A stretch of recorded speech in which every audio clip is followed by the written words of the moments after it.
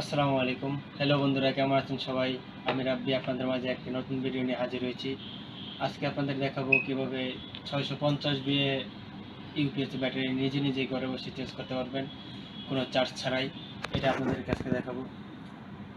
চলুন বন্ধু, শুরু করা যাক। শুরু করার আগে আপনাদের কাছে এক অনুরোধ, অবশ্যই আমাদের ভিডিওর চ্যানেলগুলো শেয়ার করবেন, লাইক করবেন এবং কমেন্ট করবেন, আর পাশে থাকা বেল আইকনটি প্রেস করে দেবেন যেহেতু আমরা নতুন ইউটিউবার।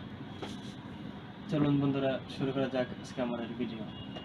তো আমি একটা ইউপিএস নিয়েছি, দেখেন প্রোলিঙ্ক 650 বি ইউপিএস। এই ইউপিএসের ব্যাটারিটা আমরা পরিবর্তন করব। পাওয়ার গার্ড ব্যাটারি, এটা আপনারা দোকানে পেয়ে যাবেন 12 থেকে 1300 টাকা দাম নেবে। ব্যাটারি কালেক্ট করে তারপর নিজেরাই ঘরে বসে নিজের ব্যাটারি ইউপিএসের ব্যাটারি নিজে পরিবর্তন করতে পারবেন। চলুন বন্ধু, কাজ শুরু করা যাক। প্রথমত আপনারা কিছু স্ক্রু আছে ব্যাক সাইড, 4টা স্ক্রু থাকবে প্রোলিঙ্কের। এই স্ক্রুগুলো খুলে নিতে হবে।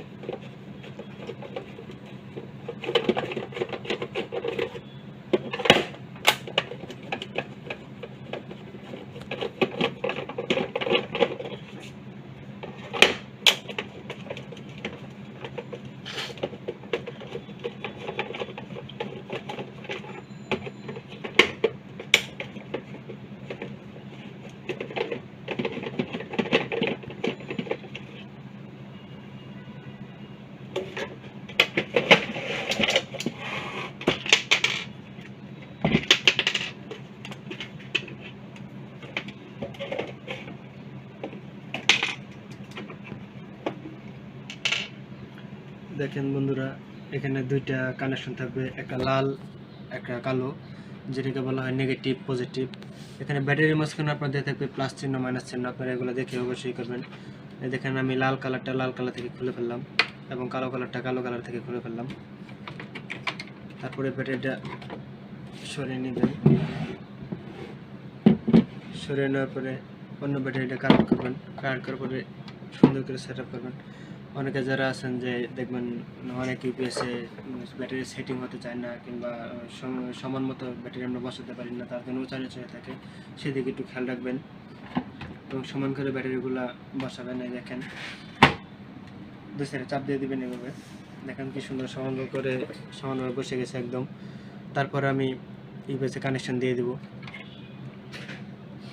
এই দেখেন এখানে আছে একটা লাল একটা কালো, একটা লাল একটা কালো, প্লাস মাইনাস। এই দেখেন এখানে দেখা যাচ্ছে যেটা লালটা হলো প্লাস, কালোটা হলো মাইনাস। আর এখানে কেবল আছে দুইটা পাওয়ার কানেকশন, যেটা আমাদের এই পেসের ব্যাটারি থেকে সার্কিটে সরাসরি যাবে। এই দেখেন একটা লাল একটা কালো, দেখতে পাচ্ছেন এই যে একটা লাল একটা কালো। এইসব আপনার সুন্দরভাবে এই করে নেবেন। অনেক সময় দেখবেন এই দেখেন আমি লাগাচ্ছি, আপনারা দেখেন। আর যারা আমাদের ভিডিওটা দেখছেন অবশ্যই লাইক কমেন্ট এবং শেয়ার করবেন, আমাদের চ্যানেলটা সাবস্ক্রাইব করে দেবেন। এই দেখেন আমি লাগিয়ে নেব। অনেক সময় দেখবেন যে এটা লুজ হয়ে থাকে, সেই সময় একটু চাপ দিয়ে দিবেন, হাতের আঙুল দিয়ে কিংবা প্লাস দিয়ে চাপ দিয়ে দিবেন, তাহলে অনেক টাইট হবে। এই দেখেন আমার অনেকটা টাইট হয়ে গেছে।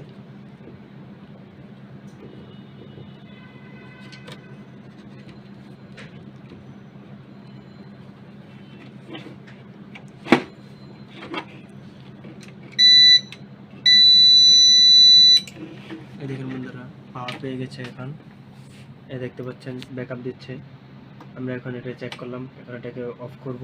অফ করার পরে আমরা পরবর্তীতে আবার চেক করব।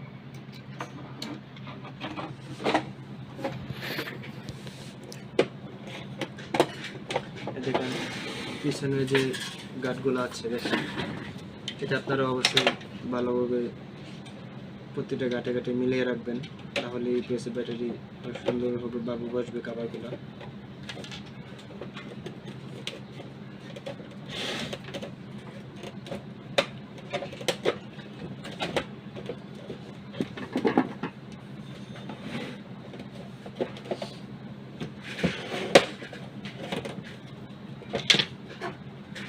এখানে স্ক্রু লাগিয়ে নেবেন। প্রথমত আপনারা দুই সাইডে দুইটা স্ক্রু লাগাবেন, তাহলে সবচেয়ে বেশি ভালো হয়। এখানে আমি স্ক্রুগুলো লাগাচ্ছি।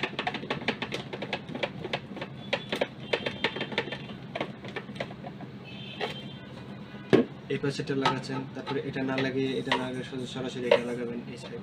প্রচ্ছন্ন হলে আপনার রিপোর্টে ব্যাটারিটা কভারটা যেটা সেটা অনেক সুন্দরভাবে বসবে, যার কারণে শর্ট সার্কিট হওয়ার সম্ভাবনা খুব কম থাকবে। দেখেন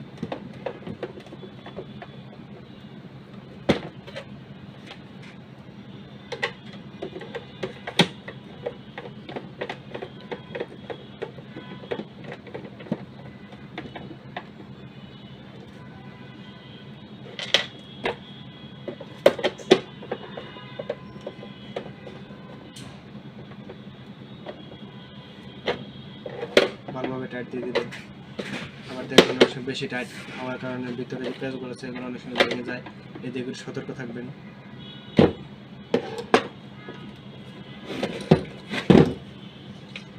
সো বন্ধুরা, এখন আমাদের ব্যাটারি চেঞ্জ করা শেষ। এখন আমরা এটাকে পাওয়ার কানেকশন দেবো, পাওয়ার কানেকশন দিয়ে চেক করে দেখবো যে এটা ঠিক আছে কিনা। আমার এখানে পাওয়ার কানেকশন আছে।